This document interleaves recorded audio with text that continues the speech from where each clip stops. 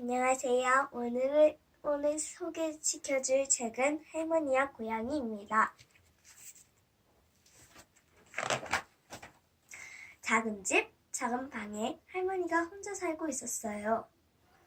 누구 하나 찾아오지 않는 쓸쓸한 할머니 집에 어느 가을밤 반가운 손님이 찾아왔어요. 배가 고파서 왔구나. 시커먼 고양이가 할머니 집을 기웃거리고 있었어요. 할머니는 집 없는 고양이한테 밥을 주었어요. 나비라는 예쁜 이름도 지어줬어요. 냐옹. 다음 날도 그 다음 날도 나비는 할머니를 찾아왔어요. 나비야, 이리 와서 밥 먹으렴. 나비는 외로운 할머니의 친구가 되었어요. 겨울이 되자 나비는 친구들을 데리고 오기 시작했어요. 할머니는 나비 친구한테도 밥을 주었어요.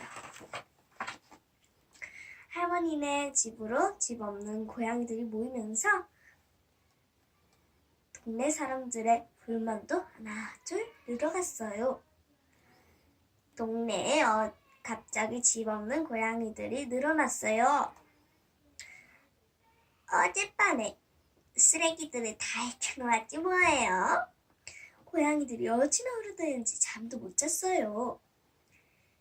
이게 다 모두 할머니가 집 없는 고양이한테 밥을 주었기 때문이에요. 맞아요, 할머니 때문이에요. 동네 사람들은 참다 못해 할머니를 찾아왔어요.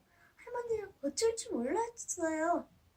할머니, 이제부터는 집 없는 고양이한테 밥을 주지 마세요. 할머니가 집 없는 고양이한테 밥을 주면 우리 동네에 고양이가 더 많아질 거예요. 집 없는 고양이들은 가엾고 동네 사람들한테는 미안하네.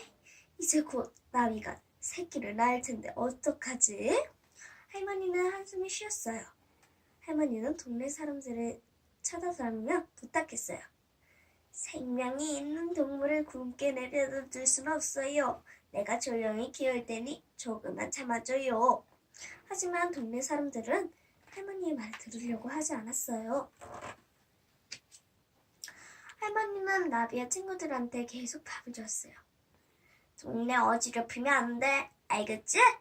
할머니는 집 없는 고양이한테 단단히 일렀어요. 첫눈이 소리 없이 내리던 밤, 집 없는 고양이들이 쓰레기 봉투를 갈기갈기 찢어 놓아서 거리가 온통 지저분했어요. 다음날 동네 사람들이 할머니네 집으로 몰려들었어요. 그런데 갑자기 아이들과 아저씨가 멈췄었어요. 저기 좀 봐요. 작은 상자 안에서 무언가가 반짝였어요. 반짝반짝 빛나는 고양이들의 눈이었죠. 와, 새끼 고양이다! 아이들이 소리쳤어요. 새끼 고양이들은 보드라운 청뭉치 같았어요. 마침 할머니가 나비한테 줄 밥을 가지고 나왔어요. 할머니는 동네 사람들을 보면 환하게 웃었어요. 우리 나비가 새끼를 낳았어요. 동네 사람들은 새끼 고양이를 보면서 할머니를 찾아온 이유를 까맣게 잊고 있었어요. 할머니, 새끼 고양이 한번 알아봐도 돼요? 한 아이가 물었어요. 할머니는 새끼 고양이들을 아이의 품에 안겨줬어요. 자, 놔도 돼요.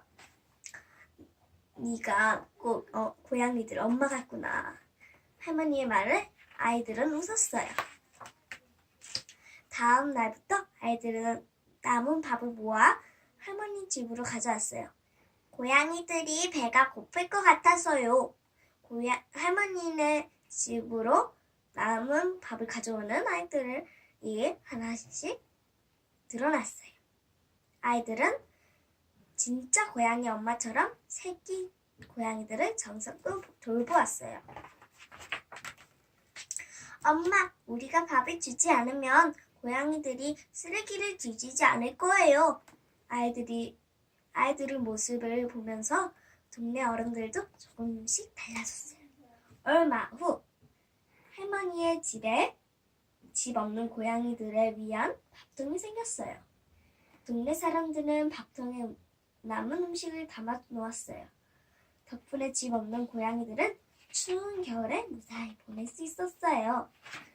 새끼 고양이들도 무럭무럭 자라났지요.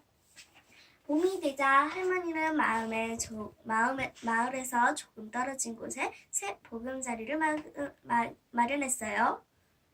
그곳에서 집 없는 고양이들과 함께 오순도순 살게 되었지요. 하지만 동네는 떠났지만 집 없는 고양이들을 위한 밥통은 사라지지 않았어요. 밥통이 가득 차면 동네 사람들은 할머니네 집으로 가져갔어요. 어느새 할머니도 아이들 동네로 모두 집 없는 고양이들의 엄마가 되었답니다. 고맙습니다.